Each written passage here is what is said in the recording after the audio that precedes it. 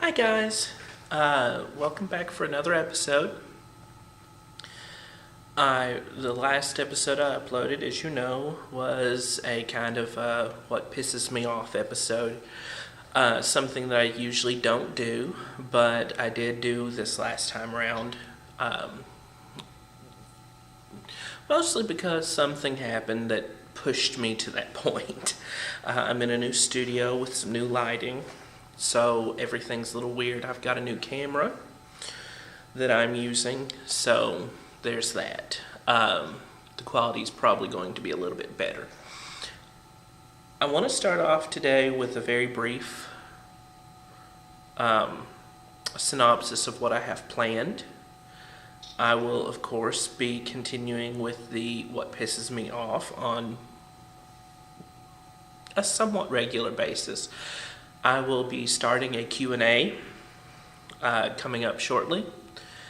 I'll be posting on Twitter and Facebook when I'm going to be doing a Q&A so that you can send me your questions and I will answer them on air. I will also be doing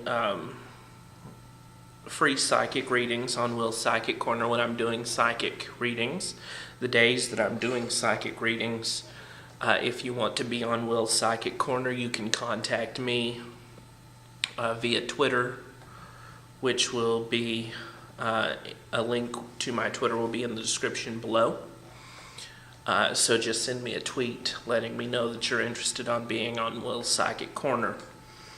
Here in the very brief period of here, very shortly, I should say, I'm going to be doing a quick ghost hunting excursion throughout Lexington here, because there are some locations that are chock full of activity, and I'm going to be going out with some buddies of mine who do this, and we're going to be going to a couple places. I'm going to be uploading that. I'm also going to be starting a daily vlog, which will be uploaded, I want to say daily, but in reality it'll probably be every other day. So you can expect anywhere from 3 to 5 to up to 7 uploads from me a week. I have plans on doing a podcast with some local psychics here in Lexington and some other well-known psychics from around the world. So I'll be doing that podcast hopefully very shortly.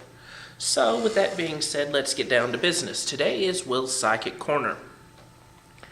I really don't have much on the way of Will's Psychic Corner today because this week has been very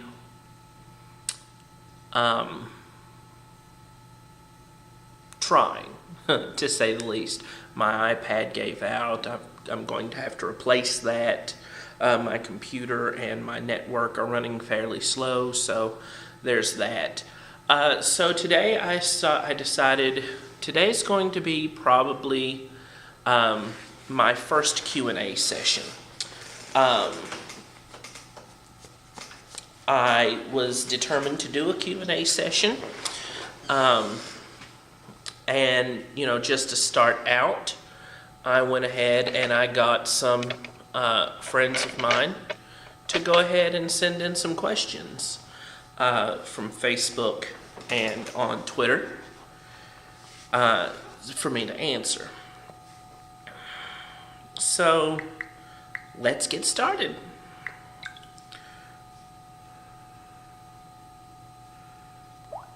Okay, the first question comes from Tyler.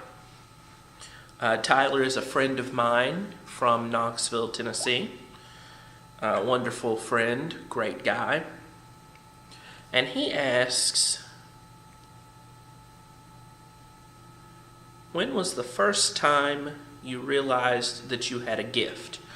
Well, Tyler, first time I realized I had a gift, I was very young. I want to say I was 7 or 8. We lived in a small house in West Liberty, Kentucky. And it was directly across the road from a church. Of course, being young, I was doing what my family was doing, and we were attending church on a regular basis. Something that I'm not sure I would have done had I been on my own. But this house had a unique feel, a unique vibe, and there was something about it. I kept saying, there's someone here, there's someone here. I would talk to people. Come to find out, that house had previously been rented by a gentleman who was elderly, an older gentleman, who had grown old in the house and passed on. He had a lot in common with my grandfather. Great guy. But yeah, so I was probably about 7 or 8 when I realized that I had this gift. It comes and goes. The next question comes from Sally Forrester. Sally Forrester is from San Francisco. I met her briefly while I was traveling and doing a psychic tour with a couple of friends of mine. It was a very little known tour. We didn't get a lot of turnout, but it was fun. I met Sally and she friended me on Facebook, and she asks, when is the next time you plan on coming back? I'm planning on, if I can arrange it, I'm planning on going on tour again. It'll be a small tour again, as the first one was. I plan on doing that probably sometime within the next year, so I'll post that to Twitter whenever the arrangements are finalized. Next question. My phone has a tendency of powering off and going into a power save mode. The next question comes from, well,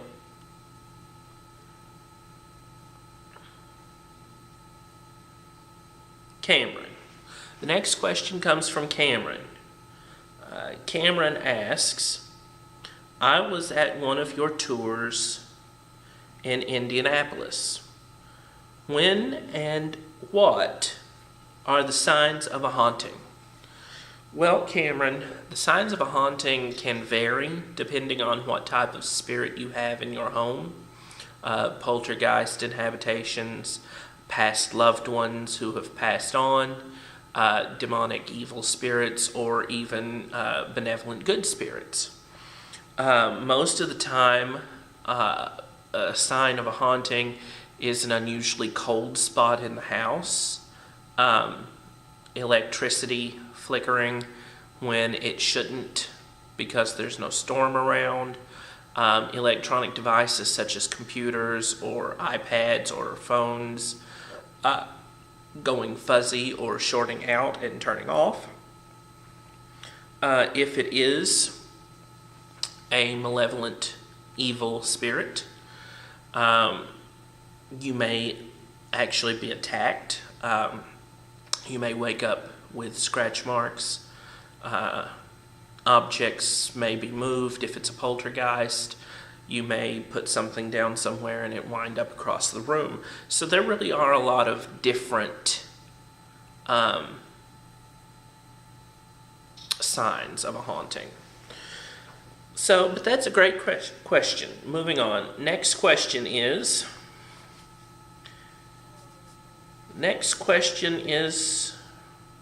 from Andrea. Andrea is a really good friend of mine. I've known her for 6 years now. I used to perform with them at another club. But Andrea asks, when are we going to have another dinner? Well, Andrea, I promise that next time I get to Knoxville, I will look you up and we will have dinner. And finally, the last question that I'm going to pull out today is going to be from Eric. Eric says, I'm 17 years old and I am interested in exactly what can be done with the spirit world. What advice do you have for a newbie? Okay, well, Eric, my biggest piece of advice for a newbie is be careful. You never know exactly what you might get into or what you might unleash. It's not something to be taken lightly, and it's definitely not something that you want to do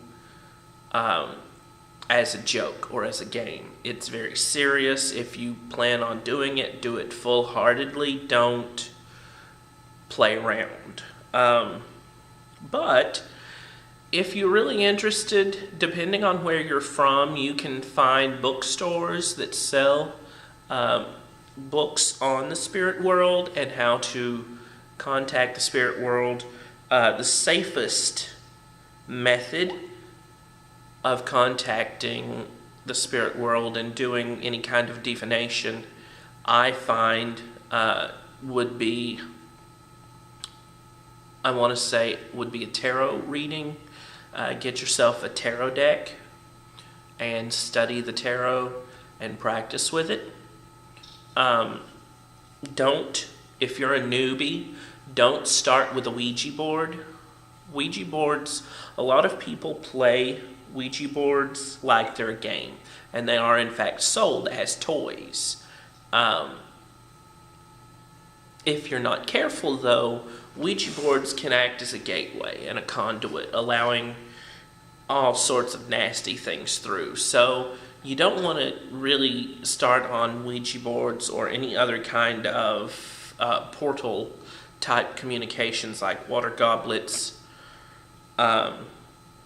or anything of that nature until you've practiced with the safer methods and become very proficient at it.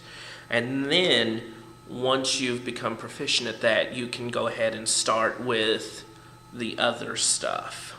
But anyway, that's going to be it for this question and answer session. If you have any questions that you'd like answered on Will's Psychic Corner, feel free to send message to my Twitter or my Facebook. Links to both will be in the description below. I look forward to hearing from you again, and I hope you have a very blessed evening. Also, be careful in the shadows. You never know what might be out there. Bye.